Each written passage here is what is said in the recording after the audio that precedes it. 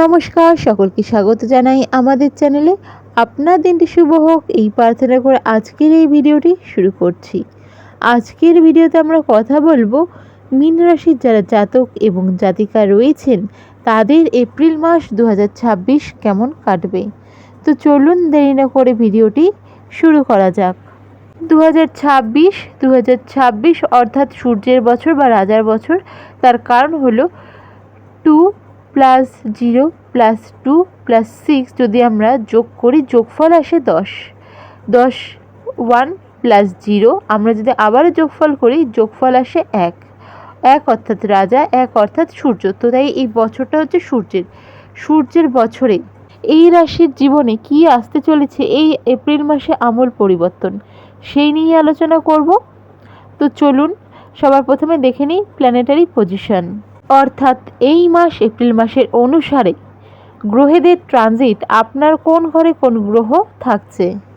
মীন রাশি হলো কালপুরুষ রাশিমণ্ডলের রাশিচক্রের সর্বশেষতম রাশি, অর্থাৎ দ্বাদশতম রাশি।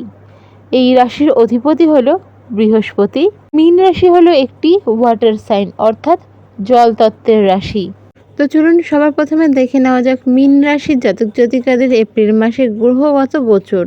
2রা এপ্রিল মঙ্গল রাশি পরিবর্তন করে কুম্ভ থেকে মীনে প্রবেশ করবে। তার ফলে কিন্তু মীন রাশিতে শনি মঙ্গলের অশুভ যোগ তৈরি হবে, যা বিষাক্ত যোগ তৈরি করবে। আপনাদের প্রথম ঘরে থাকছে মঙ্গল শনি সূর্য একত্রে। কেতু থাকছে আপনাদের 6th হাউস অর্থাৎ 6ষ্ঠতম ঘরে, এবং রাহু থাকছে আপনাদের দ্বাদশ ঘরে অর্থাৎ 12th হাউসে বুধের সাথে, এবং আপনাদের 4th হাউস অর্থাৎ 4র্থ ঘরে থাকছে বৃহস্পতি। এবার আমরা দেখে নেব মীন রাশির স্বাস্থ্য কেমন থাকবে। স্বাস্থ্য বিচার করা হয়ে থাকে প্রথম ঘর থেকে। এই প্রথম ঘর হলো ইমিউনিটি, সেলফ এই ঘর। তো এই ঘরে কিন্তু এই সময় একাধিক গ্রহ থাকছে, মঙ্গল, শনি এবং সূর্য। তো মাসের শুরুতে মীন রাশিতে একাধিক গ্রহের উপস্থিতির কারণে আপনার মানসিক এবং শারীরিক সংবেদনশীলতা অনুভব করতে পারেন। শনি এবং মঙ্গলের সংযোগের কারণে কিন্তু স্বাস্থ্যহানিরও আশঙ্কা রয়েছে, বিশেষ করে জ্বর বা প্রদাহজনিত সমস্যা, স্কিন রিলেটেড সমস্যা বা মানসিক কোনো চাপ থেকে মাথা ব্যথা, যাদের মাইগ্রেনের সমস্যা রয়েছে সেই সমস্যাও দেখা দেওয়ার সম্ভাবনা থাকছে। তবে 14ই এপ্রিলের পর থেকে কিন্তু আপনাদের স্বাস্থ্যে উন্নতির যোগ লক্ষ্য করা যাচ্ছে। এরপর দেখে নেব মীন রাশির জাতক জাতিকাদের এডুকেশন কেমন থাকছে। পড়াশোনা বা এডুকেশন দেখা হয়ে থাকে জাতক বা জাতিকার 5th হাউস থেকে। আর যদি বলা যায় তাহলে কিন্তু মাসের শুরুতে কিছুটা ধীরগতিতে হলেও 14ই এপ্রিলের পর কিন্তু মনোযোগ বৃদ্ধি পাবে এবং শিক্ষায় উন্নতির যোগ রয়েছে, বিশেষ করে যারা স্কুল এডুকেশন রিলেটেড রয়েছেন, অর্থাৎ যারা স্কুলে পড়াশোনা করছেন, বিদ্যার্থী রয়েছেন। এবার যারা হায়ার এডুকেশনের সাথে যুক্ত রয়েছেন তাদের ক্ষেত্রে কিন্তু কিছুটা মানসিক চাপ এ সময় আসতে চলেছে। এছাড়াও সৃজনশীল বিষয়ে সাহিত্য ও গবেষণার ক্ষেত্রে কিন্তু সাফল্য মিলবে, তবে কারিগরি বা সংখ্যাতাত্ত্বিক বিষয়ের উপর কিন্তু আপনাদের পরিশ্রম করতে হবে বেশি। এছাড়াও মাসের প্রথম দিকটাতে কিন্তু একটু চাপ থাকছে সবার পক্ষেই। 14 এপ্রিলের পর থেকে পড়াশোনায় শুভ লাভ, শিক্ষক বা বড় কারোর সাথে ভালো কোনো পরামর্শ, শিক্ষা রিলেটেড কোনো রকম ডিসিশান যদি এ সময় নিতে চান তাও আপনাদের জন্য ভালো থাকছে। তো যে কোনো ডিসিশান, নতুন কিছু শেখার, নতুন কিছু কোর্সে আপনি যদি এনরোল করতে চান সেক্ষেত্রে কিন্তু 14 এপ্রিলের পর আপনাদের জন্য ভালো সময় থাকছে। এরপর আমরা দেখে নেব মীন রাশির জাতক জাতিকাদের লাভ লাইফ কেমন থাকছে। এই লাভ লাইফও বিচার করা হয়ে থাকে 5th হাউস থেকে। মীন রাশির জাতক জাতিকাদের ক্ষেত্রে কিন্তু অনেকের ক্ষেত্রেই কিছু বিষয় নিয়ে মিসআন্ডারস্ট্যান্ডিং বা কোল্ড ওয়ার যেটা বলা হয়ে থাকে, যে ঠান্ডা যুদ্ধ সম্পর্কে তা চলছে। হয়তো একজন একজনের সাথে কথা তো বলছেন কিন্তু সেভাবে এফোর্ট দিয়েও যে দিচ্ছে না সেরকম দেখানোর চেষ্টা করছেন, বা অনেক ক্ষেত্রে যোগাযোগ কম করে ফেলেছেন, নিজেদের মধ্যে একটু ডিস্টেন্স ক্রিয়েট করে রেখেছেন। তো মাসের শুরুর দিকে কিন্তু আবেগপূর্ণ পরিস্থিতি ও ভুল বোঝাবুঝি থাকলেও পরের দিকে যোগাযোগ বৃদ্ধি পাবে। নিজেদের যেই ভুলগুলো আপনারা কিন্তু বুঝতে সক্ষম হবেন। মাসের শুরুতে আবেগগত কিছু কারণে বিভ্রান্তি তৈরি হতে পারে।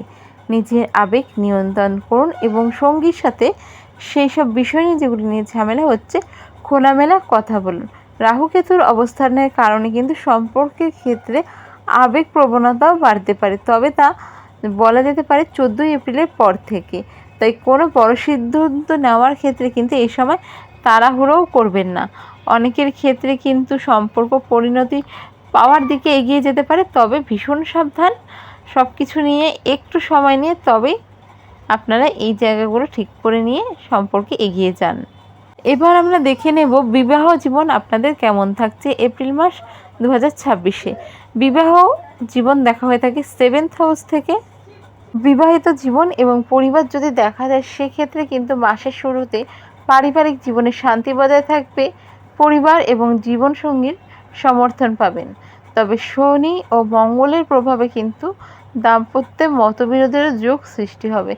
রাগ নিয়ন্ত্রণ করা এবং গোপন শত্রু বা বাইরের থেকে আসা ভুল বোঝাবুঝি এই সময় এড়িয়ে চলা প্রয়োজন আপনাদের জন্য। 19 এপ্রিল পর্যন্ত শুক্রের প্রভাবে দাম্পত্যে আবেগ উষ্ণতা বজায় থাকবে। তার জন্যই আপনাদের পক্ষে খুব সহজেই সম্ভব হবে যে কোনো ভুল বোঝাবুঝি কথা বলে নিজেদের মাধ্যমে সেগুলো ঠিক করে নেওয়ার। এপ্রিলের দ্বিতীয়ার্ধে সম্পর্কে স্বচ্ছতা বজায় রাখুন এবং অযাচিত বিতর্ক এড়িয়ে চলুন, বিশেষ করে মাঝামাঝি সময়ের পর থেকে। আর এই জিনিসগুলো আপনারা কথা বলে ঠিক করে নিতে পারবেন। এ সময় কিন্তু তৃতীয় ব্যক্তির কারণে আপনাদের মধ্যে অশান্তি হতে পারে, সেই জিনিসগুলোর প্রতি খেয়াল রাখতে হচ্ছে।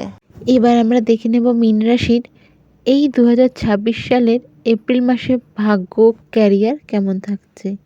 ভাগ্য দেখা হয়ে থাকে জাতক বা জাতিকার 9th হাউস থেকে এবং ক্যারিয়ার দেখা হয়ে থাকে জাতক বা জাতিকার 10th হাউস থেকে। যদি ভাগ্যের কথা বলা যায় তাহলে বলা যেতেই পারে যে ভাগ্যের জায়গায় কিন্তু ইতিবাচক পরিবর্তন আসতে পারে। কর্মক্ষেত্রে নতুন সুযোগ, বৈদেশিক যোগাযোগ এবং আটকে থাকা কাজ সম্পন্ন হবে। যে অবস্টাকেলসগুলো আসছিল যে কোনো ক্ষেত্রে সেগুলো থেকে আপনারা কিন্তু ওভারকাম করতে পারবেন। মেধা ও পরিশ্রমের কারণে পেশাগত উন্নতি ও সিনিয়র ম্যানেজমেন্ট আপনাদের যে রয়েছে তাদের প্রশংসা লাভের যোগও থাকছে, যদিও প্রথম দিকে কিছুটা চ্যালেঞ্জিং হতে পারে।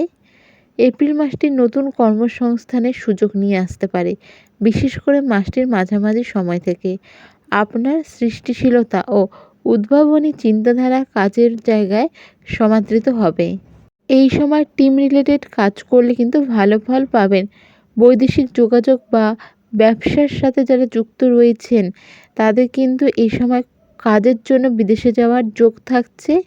আর্থিক দিক থেকে যদি দেখা যায় তাহলে এই মাসটা আপনাদের জন্য বেশ ভালো, আর্থিক দিকে উন্নতি হবে। মাসের প্রথমার্ধে খরচের চাপ বাড়তে থাকলেও কিন্তু আয়ের উৎস নতুন নতুন আপনারা পাওয়ার সম্ভাবনা থাকছে। 14 এপ্রিলের পর থেকে ভাগ্য বিশেষভাবে আপনাদের সহায় হতে চলেছে এবং দীর্ঘ কোনো দিনের ইচ্ছা মনে ছিল যেটা পূরণ হওয়ার সম্ভাবনা থাকছে। তবে এক বিষয়ে সাবধানতা বলবো, সেটা হচ্ছে কর্মক্ষেত্রে শনি এবং মঙ্গলের প্রভাবে কিছু চ্যালেঞ্জ আসতে পারে।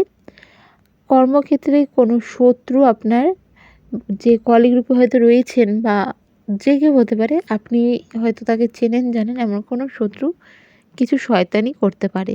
সেক্ষেত্রে সাবধান যাতে আপনার ইমেজটা নষ্ট হয় এরকম কোনো কাজ করতে পারে।